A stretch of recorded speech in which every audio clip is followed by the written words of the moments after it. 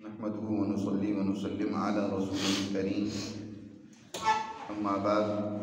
فأعوذ بالله من الشيطان الرجيم بسم الله الرحمن الرحيم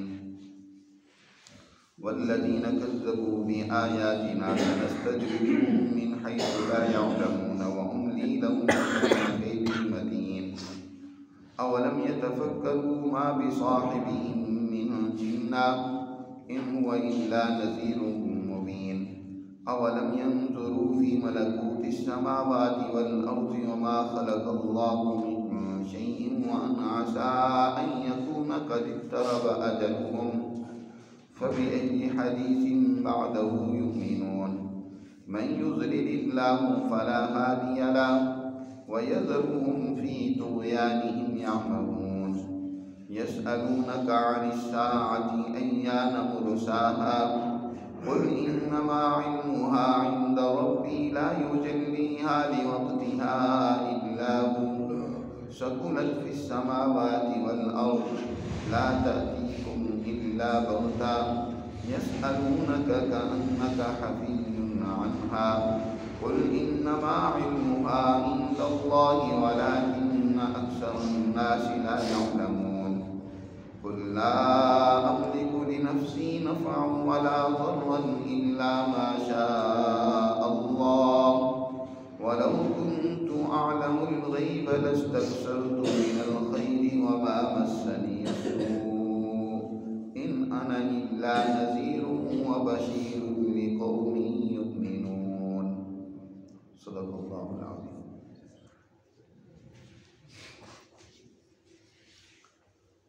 اللہ سبحانہ و تعالیٰ اس رکوع میں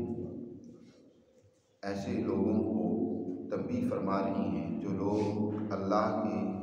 احکامات، اس کے قوانین، اس کی آیات میں غور و فکر کرنے کی بجائے ضد اور عناد و سرکشی کی بنیاد پر ان کو جھٹلاتے ہیں۔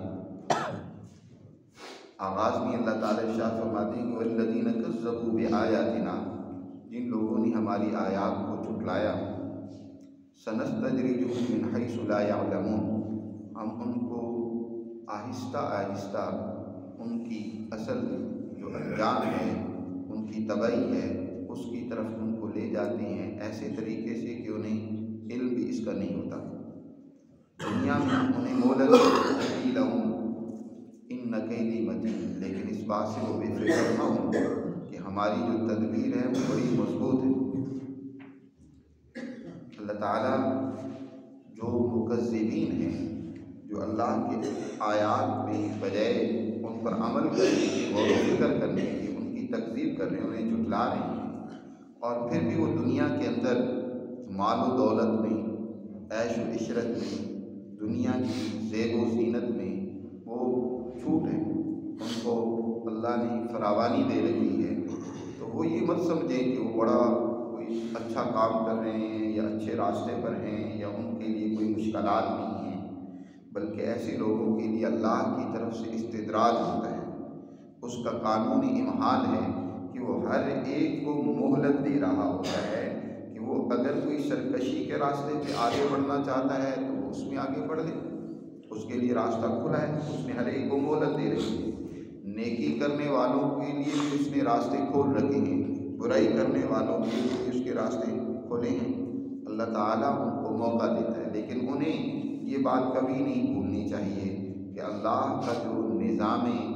گرفت ہے، جو اللہ کی تدبیر ہے، وہ اپنے طور پر کام کر رہی ہوتی ہے۔ ایسے لوگ جب سرکشی کی جو ایک انتہا ہے اس تک پہنچ جاتے ہیں تو پھر اللہ کی گرفت میں ایسے آتے ہیں کہ کوئی انہیں بچا نہیں سکتا۔ تو اس لیے دنیا میں سرکش، بدماش، عیاش اور دنیا کے اندر ظالم، درندہ صفت لوگوں کو اس حوالے سے ہیں کہ دیکھ کر کے وہ بڑے مال و دولت اور عیاشی میں ہیں، ان کو دیکھ کر جو ہے یہ نہیں سمجھنا چاہیے کہ ان کی حالت بڑی اچھی ہوگی، یہ انجام ان کا بڑا بہتر ہوگا، بلکہ ان کو اللہ نے مہلت دے رکھی ہے، انہیں بھی اس حوالے سے اللہ سے ڈرنا چاہیے۔ تو یہاں اللہ نے اسی اپنی استدراج و امہال کو بیان کیا ہے کہ سرکش انسان ہو اور وہ دولت مند بھی ہو اور ہر طرح کی نعمتیں اس کے پاس موجود ہوں، تو اس کو یوں نہ کہ یہ اللہ کی نعمت مجھے ملی ہوئی ہے، بلکہ بلکہ یہ اللہ کی ڈھیل اسے ملی ہوئی ہے، جس کی وجہ سے وہ ابھی چند دن فائدہ اٹھا لیں۔ اولم ينظروا، اللہ تعالیٰ سمجھانے کے لیے انسان کو نظر و فکر سے کام لینے کی دعوت دے رہا ہے کہ دیکھو تم ذرا اس کائنات کے اندر اپنی نظر دوڑاؤ، مشاہدے سے کام لو، غور و فکر کرو، تمہیں حقیقت کا ادراک ہو جانا چاہیے۔ انسان کو اللہ تعالیٰ نے ہر طرح سے حقائق تک پہنچانے کے حوالے سے اس کی رہنمائی کی ہے۔ اس کائنات میں غور و فکر کرو گے تب بھی تم پر حقیقت عیاں ہو جائے گی، یا یہ کہ نبی کریم صلی اللہ علیہ وسلم جو تعلیمات تمہارے پاس لے کر آئے ہیں ان کو سنو، ان میں غور و فکر کرو، ان کو سمجھو، تب بھی تم حقیقت کو پالو گے۔ اللہ تعالیٰ ارشاد فرماتے ہیں وَلَمْ يَنْظُرُوا فِي مَلَكُوتِ السَّمَاوَاتِ وَالْأَرْضِ وَمَا خَلَقَ اللَّهُ مِنْ شَيْءٍ، کیا یہ آسمان و زمین کی بادشاہت میں نظر نہیں دوڑاتے؟ وما خلق اللہ من شیء، اور اسی طرح اللہ نے جو کچھ پیدا کیا ہے اس میں یہ نظر و فکر نہیں دوڑاتے کہ جو مالک جس نے اس کائنات کو بنایا ہے اور اس ساری کائنات کا نظام وہی چلا رہا ہے، اس کی تدبیر بھی وہی کر رہا ہے، جب خالق ہوئی ہے اور مدبر بھی ہوئی ہے تو معبود بھی تو ہوئی ہے، اسی کی ہی اطاعت کرنی چاہیے، اسی کے احکامات کو ماننا چاہیے۔ لیکن یہ لوگ جو ہیں اللہ کے احکامات ماننے کے لیے تیار نہیں ہیں، خواہشات اور شیطان کے پیچھے چلتے ہیں، تو انہیں کیا خبر ہو سکتا ہے وَعَنْ عَسَىٰ أَن يَكُونَ قَدِ اقْتَرَبَ أَجَلُهُمْ، ان کی اجل اور ان کا وہ وقت مقررہ جو ان کی تباہی و بربادی اور ہلاکت کا ہو وہ قریب آ چکا ہو۔ جب وہ وقت قریب آ جاتا ہے کسی کی موت کا، جب انسان کا سانس اکھڑنے لگ پڑتا ہے، اس وقت کوئی ایمان بھی لانا چاہے گا، جب وہ سب کچھ اس کے سامنے حقیقت بن کر آ جائے گا تو پھر اس کا ایمان اسے فائدہ نہیں دے گا۔ فَبِأَيِّ حَدِيثٍ بَعْدَهُ يُؤْمِنُونَ، اس کے بعد پھر کس بات پر وہ ایمان لائیں گے؟ جب اللہ کی وہ نشانیاں اور اللہ کی طرف سے وہ گرفت کا وقت موجود ہوگا۔ حضور نبی کریم صلی اللہ علیہ وسلم نے ارشاد فرمایا کہ اس وقت تک انسان کی توبہ اور اللہ کی طرف انابت قبول ہے جب تک اس کی سانس اکھڑنا شروع نہیں ہو جاتی، یا اسی طرح قیامت جب تک سورج مغرب سے شروع نہیں ہوگا اس وقت تک اللہ نے دنیا میں انسانوں کے لیے موقع فراہم کر رکھا ہے کہ توبہ کر لو، اللہ کی طرف رجوع کر لو، اپنی سرکشیوں سے باز آ جاؤ۔ تو جب وہ وقت اجل جو اللہ کی طرف سے طے شدہ ہے کسی فرد کے لیے یا انسانیت کے لیے، جو اللہ نے ایک وقت طے کر دیا ہے، اس کے آنے کے بعد پھر ایمان کا کوئی فائدہ نہیں ہوگا، پھر کس بات پر ایمان لائیں گے؟ اب تو ساری حقیقت عیاں ہو کر سامنے آ جائے گی۔ مَن یُضْلِلِ اللَّهُ فَلَا هَادِیَ لَهُ، یاد رکھو اللہ کا قانون دنیا میں ہدایت کا اور ضلالت کا وہ کار فرما ہے، جس نے اللہ کے قانون ضلالت کے تحت گمراہی پالی، یعنی جس کو اللہ نے اپنے قانون کے تحت گمراہی میں مبتلا کر دیا، اور گمراہی میں مبتلا کسے اللہ کرتے ہیں؟ اسی ہی کرتے ہیں نا جو اللہ کی آیات میں غور و فکر سے کام نہیں لیتا، نہ آفات میں غور و فکر سے کام لیتا ہے، نہ انفس میں، نہ اللہ کی آیات بینات کے اندر وہ غور و فکر سے کام لیتا ہے، اس سے ہدایت اور رہنمائی لینے کے لیے وہ کچھ سوچ اور سمجھ سے کام لیتا ہی نہیں ہے، تو ایسے انسان کو ہدایت تو نہیں ملتی، اسے کوئی بھی ہدایت پھر نہیں دے سکتا۔ مَن یُضْلِلِ اللَّهُ، جس کو اللہ اپنے قانون کے تحت گمراہی میں مبتلا کر دے تو فَلَا هَادِیَ لَهُ، پھر اسے کوئی ہدایت نہیں دے سکتا۔ وَيَذَرُهُمْ فِي طُغْیَانِهِمْ يَعْمَهُونَ، اللہ بھی اسے ان کی سرکشی میں انہیں چھوڑ دیتا ہے کہ اسی میں سرگرداں گھومتے پھرتے رہے، وہ اپنی سرکشیوں میں، ظلموں میں، بدماشیوں میں ہی پھر چھوٹ ہو جاتے ہیں، اور وہ جو چاہتے ہیں پھر اسی میں لگے رہتے ہیں۔ یسألونک عن الساعة ایان مرساها، جب نبی کریم صلی اللہ علیہ وسلم اس وقت کے مشرکین کو، اس وقت کے ظالموں کو سمجھاتے تھے اور انہیں ڈراتے تھے ان کے اس آخری وقت سے کہ دنیا میں ابھی کر لو مزے، اللہ نے تمہیں مہلت دے رکھی ہے، لیکن تمہارا وقت آنے والا ہے، اور پھر خاص طور پر جب قیامت آئے گی تو قیامت کے بعد تو تم بے بس ہوگے، اللہ کے سامنے حاضر ہوگے، اس وقت کیا جواب ہوگے؟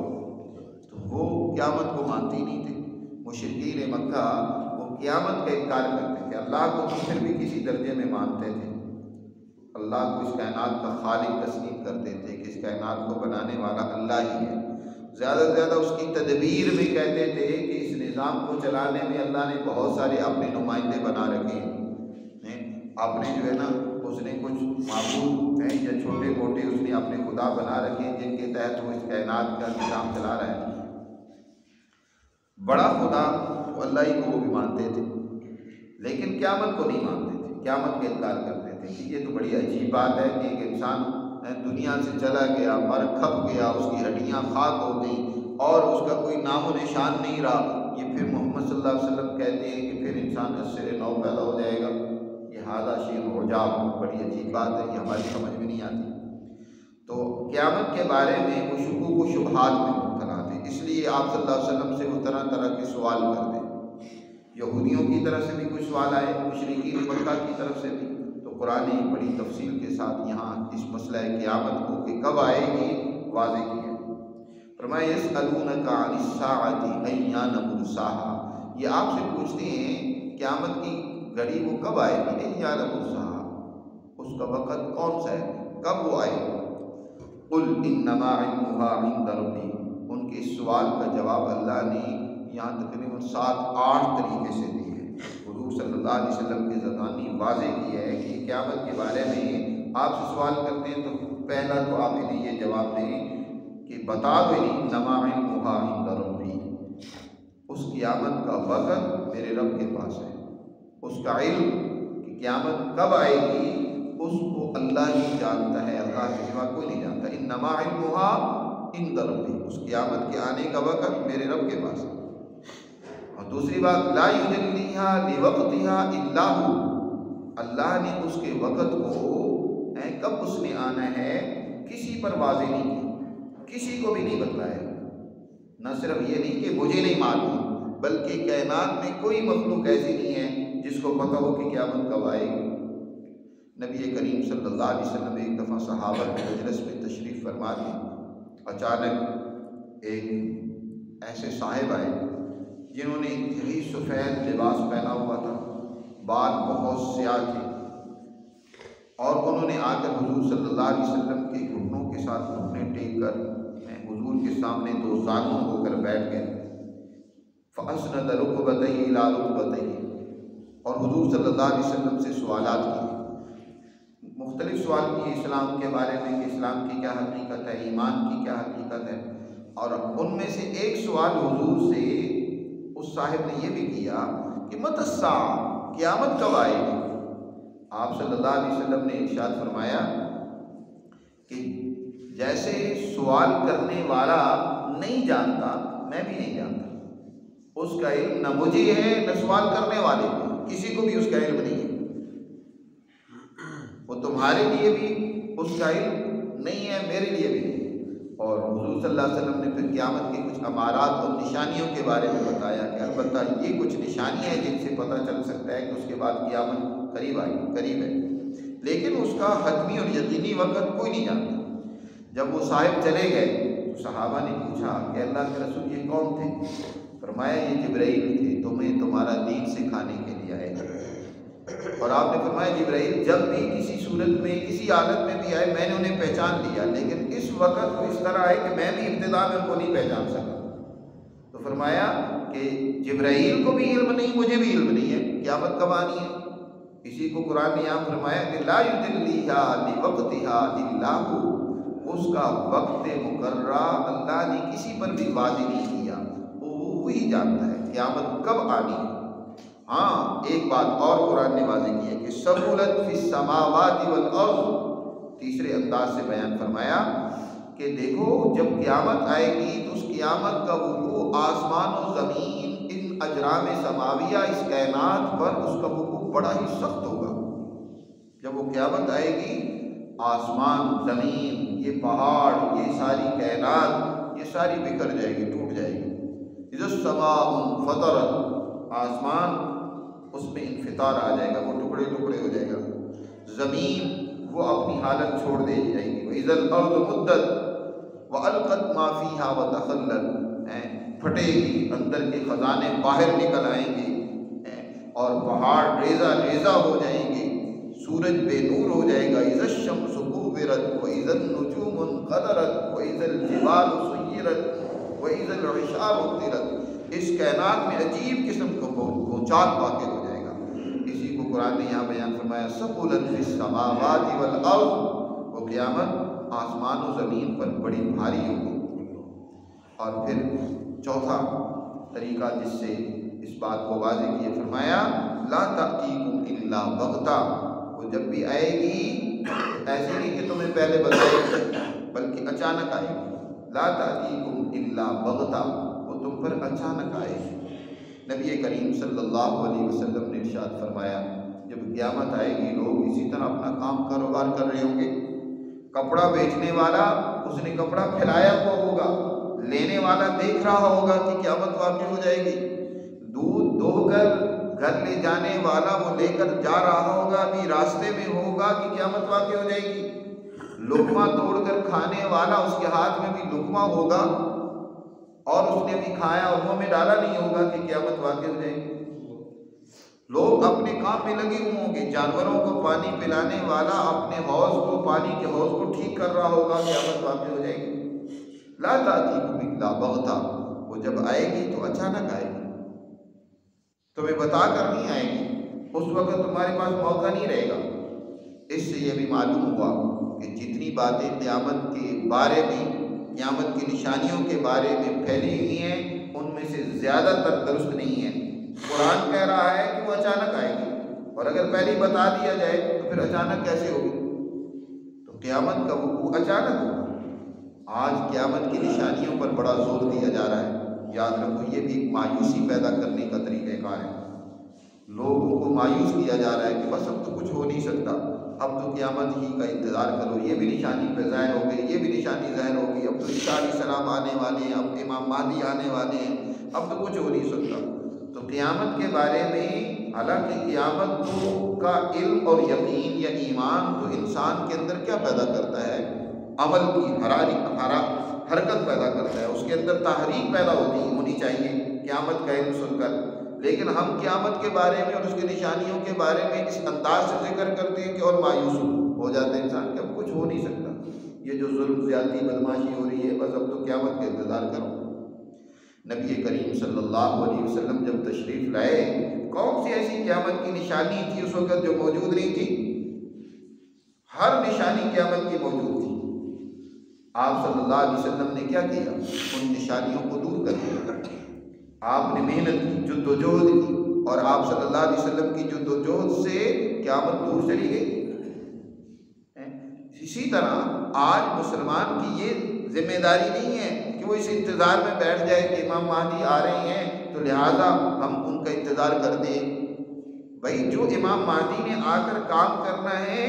آج تم وہ کام شروع کر دو، وہ کام کرو تاکہ ان کے کام میں اچھے طریقے سے معاونت کر سکو۔ انہوں نے آ کر کیا کرنا ہے؟ دنیا میں عدل و انصاف قائم کرنا ہے، دنیا میں ظلم کا خاتمہ کرنا ہے، ظالموں کو شکست دینی ہے، تو اس کے لیے تم عملی جد و جہد کرو، اس کے لیے تم ایسی تنظیم اور جماعت بناؤ جو ظلم کے خلاف ہو، اور اس کے لیے اپنے اندر منظم عمل اور تحریک پیدا کرو، نہ یہ کہ انسان مایوس ہو کر بیٹھ جائے۔ تو قرآن یہ کہہ رہا ہے کہ قیامت جب آئے گی تو وہ اچانک آئے گی، بتا کر نہیں آئے گی کہ میں آ رہی ہوں۔ لا تأتیکم الا بغتہ یسألونک کأنک حفی عنہا، اور قرآن نے پانچواں انداز جو ان کے اس سوال کے جواب میں ذکر کیا ہے وہ یہ کہ اے پیغمبر آپ سے یہ اس طرح سوال کرتے ہیں جیسے کہ آپ تو اسی کی تلاش میں لگے ہوئے ہیں،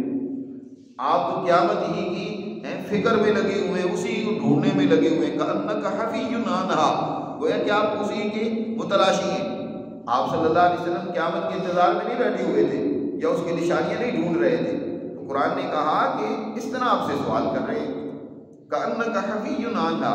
قل انما علمها عند اللہ، آپ فرما دیجئے بے شک اس کا علم اللہ ہی کو ہے، ولکن اکثر الناس لا یعلمون، لیکن اکثر لوگ نہیں جانتے، اکثر لوگ اس بات کو سمجھتے نہیں ہیں کہ قیامت کا علم مخفی رکھنا اس میں کتنی بڑی حکمت ہے۔ اگر قیامت کا علم مخفی نہ ہوتا یا جیسے اللہ نے موت انسان کی مخفی رکھی ہے اس پر واضح نہیں کی ہے، ہر انسان اس کی موت کب آنی ہے، ہر انسان کے لیے اس کی موت بھی اس کی قیامت ہی ہوتی ہے۔ نبی کریم صلی اللہ علیہ وسلم نے اپنی وفات سے 1 ماہ پہلے فرمایا باز کرتے ہوئے کہ تم لوگ مجھ سے قیامت کے بارے میں سوال کرتے ہو، یاد رکھو، سنو، اس وقت جتنے بھی لوگ موجود ہیں 100 سال کے اندر دنیا سے ختم ہو جائیں گے، 100 سال کے اندر ان پر قیامت آ جائے گی، ان کی قیامت، ان کی موت ہے، موت آ گئی تو یہ دنیا سے سلسلہ ان کا ختم، اب اگلا ان کا نظام حساب و کتاب کا سلسلہ شروع۔ تو ایک ہر فرد پر بھی قیامت آتی ہے، وہ اس کی قیامت، اس کی موت ہے جو بہت ہی قریب ہے، اور وہ بھی اچانک آئے گی، پتہ ہی نہیں چلے گا اسے۔ اللہ نے کسی پر اس کا علم زندگی کا واضح نہیں کیا ہے، یہ اس لیے تاکہ نیکی کرنے والا مزید نیکی کرے، اسے یہ بھی ڈر لگا رہے، کھٹکا لگا رہے کہ پتہ نہیں میری کل موت واقع ہو جائے، اس لیے مجھے آج نیک عمل کر لینا چاہیے۔ برائی کرنے والا وہ برائی سے رکا رہے، وہ رکے، ڈرے اللہ سے۔ اگر کسی کو پتہ ہوگا کہ میرے ابھی 50 سال زندگی کے باقی ہے، وہ کہے گا اچھا تو ابھی تو مزے کر لو، پھر جب وقت قریب آئے گا نا تو پھر توبہ کر لیں گے، پھر اللہ سے معافی مانگ لیں گے۔ اس لیے اللہ تعالیٰ نے اس کا علم کسی پر نہیں کھولا، اس کے اندر بھی بے شمار حکمتیں ہیں۔ ایک حکمت یہ بھی ہے کہ انسان اطاعت کی طرف بڑھے، معصیت اور گناہوں سے اپنے آپ کو کیا کرے، بچائے۔ فرمایا کہ آپ سے یہ سوال کرتے ہیں تو آپ بتا دیں کہ اس کا علم اللہ ہی کے پاس ہے، وَلَٰكِنَّ أَكْثَرَ النَّاسِ لَا يَعْلَمُونَ، لیکن اکثر لوگ نہیں جانتے۔ جیسے ایک فرد کی قیامت ہوتی ہے، اسی طرح ایک قوم کی پر بھی قیامت آتی ہے، اور وہ اس قوم کے لیے قیامت ہوگی کہ وہ قوم ایسے کام کرنے لگ پڑے جو تباہی و بربادی کی ہوتی ہے، تو پھر اس قوم پر قیامت ٹوٹ پڑتی ہے کہ وہ قوم بدحالی میں، وہ قوم خوف میں، قوم کو ذلت و پستی میں اور غلامی میں مبتلا ہو جاتی ہے۔ تو اس قوم کے لیے قیامت کی نشانیاں تو ہوں گی، لیکن جو قوم دنیا میں عدل و انصاف کرتی ہے، دنیا میں اللہ کے احکامات کو پورا کرتی ہے، تو اس کے ہاں ویسی نشانیاں قیامت کی نہیں ہوں گی، تو اس قوم کے لیے تو قیامت نہیں ہوگی۔ مثلا اگر چائنا کے لوگ دنیا میں عدل و انصاف کریں، امن قائم کریں، اپنی قوم اور عوام کو خوشحالی دیں، تو وہاں اچھے قوانین بنائیں، تو ان کے لیے تو وہ خرابیاں نہیں ہیں۔ لیکن پاکستانی قوم وہ اگر کیا کرے، ظلم کرے، بدماشیاں کرے، فحاشیاں اور بے حیائیاں کریں، تو ان کی تو قیامت آ جائے گی کہ وہ دنیا میں ذلیل و رسوا ہوں گے، محکوم ہوں گے، تباہی و بربادی کی طرف جائیں گے۔ اور اسی طرح ایک بڑی قیامت جس کو قیامت کبریٰ کہا جاتا ہے، جو اس پورے عالم پر واقع ہوگی، پوری انسانیت پر، پوری کائنات پر واقع ہوگی، جس کو قیامت کبریٰ کہا جاتا ہے، تو وہ بھی یقیناً اس کا وقت بھی اللہ نے کسی پر واضح نہیں کیا۔ اللہ جب چاہے گا تو وہ آئے گی، لیکن اچانک ہی آئے گی، بتا کر نہیں آئے گی۔ قُلْ لَا أَمْلِكُ لِنَفْسِي نَفْعًا وَلَا ضَرًّا إِلَّا مَا شَاءَ اللَّهُ۔ مزید وضاحت سے حضور صلی اللہ علیہ وسلم سے کہا جا رہا ہے کہ انہیں بتا دو کہ دیکھو مجھے اپنے نفع اور نقصان کا کوئی اختیار نہیں ہے، الا ماشاء اللہ، ہاں میں اپنا نفع اتنا ہی کر سکتا ہوں جتنا اللہ چاہے، یا نقصان سے اتنا ہی بچا سکتا ہوں جتنا اللہ چاہے۔ ایک اور بات کتنی واضح کی ہے، دنیا میں یہ بھی ہمیشہ ایک خرابی رہی ہے کہ مذہبی تقدس کے حوالے سے لوگوں نے جن بزرگوں کے بارے میں ان کی عقیدت تھی، انہوں نے ان بزرگوں، ان عظیم اور بڑی شخصیتوں کو بہت بڑھا چڑھا کر یہاں تک خدا تک پہنچا دیا۔ عیسائیوں نے حضرت عیسیٰ علیہ السلام کی تقدس، عزت و عظمت کو اتنا بڑھایا کہ انہیں خدا کا بیٹا بنا دیا۔ یہودیوں نے اسی طرح حضرت عزیر اور موسیٰ علیہ السلام کو بہت بڑھا چڑھا کر پیش کیا، اور ہندوؤں نے اپنے بزرگوں کے بارے میں بھی اسی طرح، دنیا کے قوموں نے۔ یہ خرابی ہمیشہ سے پیدا ہوئی ہے کہ وہ جن کو مانتے ہیں، جن کی عظمت پر ایمان رکھتے ہیں، ان کو ان کے مقام سے بہت بڑھا چڑھا کر پیش کیا جاتا ہے۔ نبی کریم صلی اللہ علیہ وسلم کی ذات عالی نے واضح کر دیا، آپ نے یہاں تک بھی نہیں کہا جیسے کاہنوں کے پاس لوگوں کا ایک دعویٰ، کاہن دعویٰ کرتے تھے کہ ہمارے پاس غیب کا علم ہوتا ہے، لوگ ہم سے آ کر سوال کریں، پوچھیں۔ آپ صلی اللہ علیہ وسلم نے واضح کر دیا کہ دیکھو میں کسی اپنے نفع نقصان کا بھی مالک نہیں ہوں۔ میں نہ تو اپنے آپ کو کوئی فائدہ پہنچا سکتا ہوں، نہ کسی نقصان سے بچا سکتا ہوں۔ کتنی مرتبہ ایسا ہوا ہے کہ میں ایک نفع حاصل کرنا چاہتا ہوں لیکن نہیں ملتا۔ مثلا حضور صلی اللہ علیہ وسلم حضور کی جماعت غزوہ احد میں، آپ تو کامیابی کے طور پر ہر مسلمان یا انسان وہ جنگ کرتا ہے، دشمن کے مقابلے میں جاتا ہے تو اسے یہی امید ہوتی ہے کہ ہم دشمن پر فتح یاب ہوں گے، لیکن آپ صلی اللہ علیہ وسلم بھی زخمی ہوتے ہیں، آپ کے 70 صحابہ شہید ہوتے ہیں، اور آپ کے چچا جو آپ صلی اللہ علیہ وسلم کے لیے جان قربان کرنے والے حضور صلی اللہ علیہ وسلم کے عظیم جانثاران حضرت سید الشہداء حضرت حمزہ رضی اللہ تعالیٰ عنہ کو کس برے طریقے سے انہوں نے ظالموں نے قتل کیا اور شہید کیا، اتنا نقصان آپ نے اٹھایا جی۔ تو آپ فرما رہے ہیں کہ اگر مجھے اپنے نفع اور نقصان پر اختیار ہوتا تو میں اپنے آپ کو نقصان سے ہمیشہ بچا لیتا، نفع ہی حاصل کرتا جی۔ فرمایا لا املک لنفسی ضرا ولا نفعا الا ما شاء اللہ ولو كنت اعلم الغیب، اور اگر غیب کا میں علم رکھتا تو لاستكثرت من الخیر، تو بہت سارا خیر میں پہلے ہی حاصل کر لیتا۔ مجھے پتا ہوتا کہ اس سودے سے مجھے نقصان پہنچنا ہے تو میں وہ سودا نہیں کرتا، اور مجھے پتا ہوتا کہ اس طریقے سے مجھے بہت فائدہ حاصل ہوگا تو میں وہ طریقہ اختیار کر لیتا۔ لاستكثرت من الخیر وما مسنی السوء، اور مجھے کسی قسم کی کوئی تکلیف نہ پہنچتی جی، میں نہ بیمار ہوتا اور نہ ہی مجھے کوئی کسی قسم کی اور پریشانی پہنچتی۔ آپ اس کے ذریعے سے یہ بات واضح کروا دی گئی، اے پیغمبر آپ ان لوگوں پر یہ بات عیاں کر دیں کہ قیامت کا علم ہو، دنیا کے نفع اور نقصان کا مالک، قیامت کے علم کو جاننے والا اور اس کے علم رکھنے والا صرف اللہ ہی ہے۔ میری دنیا میں ذمہ داری ایک ہی ہے، جو اللہ نے مجھے دنیا میں یہ ذمہ داری دے کر بھیجا ہے کہ ان انا الا نذیر وبشیر لقوم یؤمنون، کہ میں ظالموں کو اور ایسے معصیت میں ڈوبے ہوئے لوگوں کو خبردار کر دوں کہ تمہاری اس عمل کا انجام کیا ہوگا، تم جو یہ کام کر رہے ہو اس کے کیا نتائج نکلنے والے ہیں۔ میں ڈرانے والا ہوں ان ظالموں کو، ان خرابی میں مبتلا لوگوں کو، اور وہ بشیر، میں خوشخبری دینے کے لیے آیا ہوں ایسی قوم کے لیے جو میری بات کو مانتی ہے، اللہ کے احکامات کو مانتی ہے، کہ ان کے اعمال ان کے لیے کیا نتائج لائیں گے، ان کے لیے کس قدر خوشی کی بات ہوگی اور وہ کس قدر کامیاب ہوں گے۔ تو میں ظالموں کو ڈرانے کے لیے، مظلوموں اور بے بسوں کو جو اللہ کے احکامات کو ماننے والے ہیں ان کو خوشخبری دینے کے لیے آیا ہوں۔ بس میری تو یہ ذمہ داری ہے، میں اس لیے آیا ہوں دنیا میں ظالموں کے لیے نذیر بن کر، مظلوموں کے لیے بشیر بن کر آیا ہوں۔ باقی یہ ہے کہ قیامت کا علم، قیامت کب آئے گی، کسی کو کوئی نفع ملے گا یا نقصان ملے گا، یہ میرا کام نہیں ہے، نہ میرے پاس اس کا کوئی اختیار ہے، یہ تو سب اللہ میاں کے اختیار ہے، اس کا علم ہے، وہ جس پر چاہے قیامت کا علم واضح کر دے، نہ چاہے تو کسی کو نہ بتائے۔ تو اللہ سبحانہ و تعالیٰ نے ان آیات مبارکہ میں اس حقیقت کو واضح کی ہے کہ اللہ کی تعلیمات کو جو قوم مانتی ہے اور اس پر عمل کرتی ہے، قیامت کے انتظار میں نہیں بیٹھتی ہے، وہ یقیناً دنیا میں اور آخرت میں کامیاب ہوتی ہے۔ اور جو اللہ کے احکامات سے انحراف کرے، اللہ تعالیٰ ایسی قوم کو مہلت ضرور دیتے ہیں، لیکن یہ وہ نہ سمجھ لیں کہ اللہ تعالیٰ کا قانون ان کی گرفت کے حوالے سے بے خبر ہے، نہیں، ان کے لیے اللہ کی تدبیر وہ کام کر رہی ہے، ان کی اچانک ایسی پکڑ اور گرفت ہوگی کہ پھر ان کے اوسان خطا ہو جائیں گے اور اس وقت انہیں پتہ چل جائے گا۔ اللہ ہمیں سمجھ نصیب فرمائے اور ہمیں ہر وقت اپنی آخرت کی اور دنیا کے اندر بھلائی کی اور کامیابی